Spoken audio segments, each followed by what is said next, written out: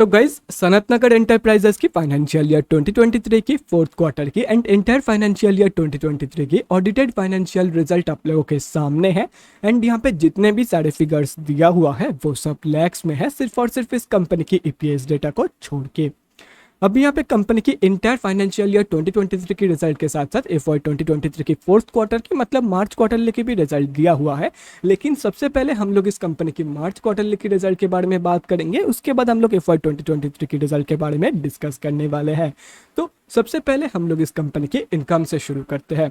सो मार्च 2023 की क्वार्टर में कंपनी ने अप्रॉक्सीमेटली 1.05 करोड़ का इनकम जनरेट किया है।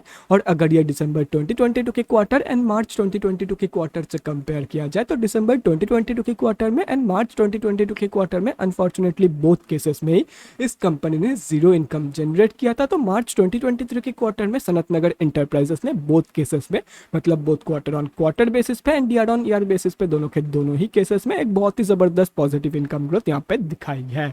तो अभी अगर इस कंपनी की एक्सपेंसेस के बारे में बात करें तो मार्च 2023 की क्वार्टर में कंपनी ने अप्रॉक्सीमेटली 5.49 लाख का खर्चा किया है।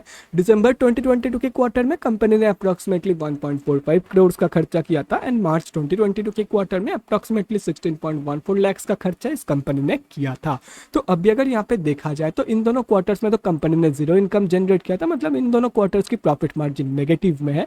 बाकी अगर मार्च 2023 की प्रॉफिट मार्जिन कैलकुलेट किया जाए तो वो निकल के आ रही है समवेयर अराउंड 94.76% के आसपास। तो कंपनी की जो प्रॉफिट मार्जिन की ग्रोथ है वो भी कंपनी की इनकम ग्रोथ की तरह बहुत ही बढ़िया निकल के आ रही है। बाकी अगर कंपनी की नेट प्रॉफिट मतलब प्रॉफिट आफ्टर टैक्स के बारे में बात करें तो मार्च 2023 की क्वार्टर में कंपनी ने अप्रॉक्सीमेटली 99.26 लाख का प्रॉफिट पोस्ट किया है।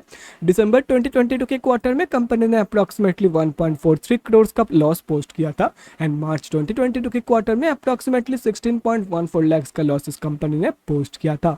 तो कंपनी की जो प्रॉफिट ग्रोथ है वो भी कंपनी की profit margin and income growth की तरह पॉजिटिव में निकल के आ रही है, चाहे वो क्वार्टर ऑन क्वार्टर बेसिस के कंपैरिजन में देखा जाए या तो फिर ईयर ऑन ईयर बेसिस की। और रही बात कंपनी की ईपीएस की मतलब अर्निंग्स और लॉस पर इक्विटी शेयर की, तो मार्च 2023 की ईपीएस वैल्यू निकल के आ रही है पॉजिटिव 3.15 की। दिसंबर 2022 की ईपीएस वैल्यू निकल के आ रही है नेगेटिव 4.53 की एंड मार्च 2022 की ईपीएस वैल्यू निकल के आ रही है नेगेटिव 0.51 की। तो कंपनी की जो ईपीएस की ग्रोथ है वो भी कंपनी की बाकी ग्रोथ की तरह ही पॉजिटिव में निकल के आ रही है, both quarter on quarter basis पे and year on year basis पे।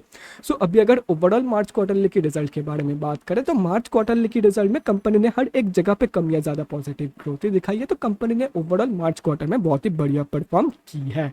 सो ये तो हो गया मार्च क्वार्टरली की रिजल्ट। अभी अगर फाइनेंशियल ईयर 2023 की रिजल्ट के बारे में बात करें तो एफवाई 2023 में इस कंपनी ने अप्रॉक्सीमेटली 1.34 करोड़ का इनकम जनरेट किया है। और अगर ये फाइनेंशियल ईयर 2022 से कंपेयर किया जाए तो फाइनेंशियल ईयर 2022 में कंपनी ने सिर्फ और सिर्फ 0.72 लाख का मतलब 72,000 का इनकम जनरेट किया था। तो कंपनी की जो इनकम ग्रोथ है वो यहाँ पे पॉजिटिव में निकल के आ रही है। लेकिन अगर एक्सपेंसेस में देखा जाए तो ईयर ऑन ईयर बेसिस मतलब ईयरली बेसिस पे फाइनेंशियल ईयर्स के बेसिस पे कंपनी जितना इनकम जनरेट करती है उससे ज्यादा एक्सपेंसेस करती है, मतलब उससे ज्यादा खर्चा कर देती है ये कंपनी। तो यहाँ से साफ पता चल रहा है कि ये एक इंटायरली लॉस मेकिंग कंपनी है, जैसे कि यहाँ पे आप देख सकते हो। सो अभी अगर इस कंपनी के लॉस के बारे में बात करें तो फाइनेंशियल ईयर 2023 में कंपनी ने अप्रॉक्सीमेटली 30.57 लाख का लॉस पोस्ट किया है। फाइनेंशियल ईयर 2022 में कंपनी ने अप्रॉक्सीमेटली 36.18 लाख का लॉस पोस्ट किया था। तो फाइनेंशियल ईयर 2023 में कंपनी ने थोड़ा सा कम लॉस पोस्ट किया है कंपेयर टू फाइनेंशियल ईयर 2022, जैसे कि यहाँ पे आप देख सकते हो। और रही बात कंपनी की ईपीएस की मतलब अर्निंग्स पर इक्विटी शेयर की, तो ईपीएस की वैल्यू एफवाई 2023 की निकल के आ रही है नेगेटिव 0.97 की एंड एफवाई 2022 की निकल के आ रही है नेगेटिव 1.15 की। तो कंपनी की जो ईपीएस की ग्रोथ है वो भी पॉजिटिव में ही है, क्योंकि ईपीएस की जो वैल्यू है वो थोड़ा सा कम नेगेटिव में है कंपेयर फाइनेंशियल ईयर 2023 में, थोड़ा सा कम नेगेटिव में कंपेयर टू फाइनेंशियल ईयर 2022। तो अभी अगर ओवरऑल देखा जाए तो फाइनेंशियल ईयर 2023 में कंपनी की जो नेट प्रॉफिट मार्जिन है वो नेगेटिव में है, प्रॉफिट भी नेगेटिव में, उसके साथ साथ ईपीएस की वैल्यू भी नेगेटिव में है। लेकिन अगर ग्रोथ के बारे में बात करें तो फाइनेंशियल ईयर 2023 में कंपनी ने हर एक जगह पे कम या ज्यादा पॉजिटिव ग्रोथ ही दिखाई है। लेकिन अभी भी कंपनी लॉस मेकिंग ही है ईयर ऑन ईयर बेसिस पे या तो फिर ईयरली बेसिस पे अगर देखा जाए तो कंपनी अभी भी लॉस मेकिंग है। सो ओवरऑल जो रिजल्ट है कंपनी की वो ठीक ठाक ही निकल के आई है, ग्रोथ तो पॉजिटिव में है लेकिन अभी भी लॉस मेकिंग है, तो मैं यही बोलूंगा कि फाइनेंशियल ईयर 2023 की result slightly on the weaker side पे है। बाकी अगर मार्च क्वार्टर के रिजल्ट के साथ साथ दोनों को अगर साइड बाय साइड देखा जाए तो कंपनी ने हाँ चलो ठीक ठाक ही परफॉर्म किया है। तो guys that's it for this video. अगले वीडियो में मिलते हैं guys. Thanks for watching and stay safe.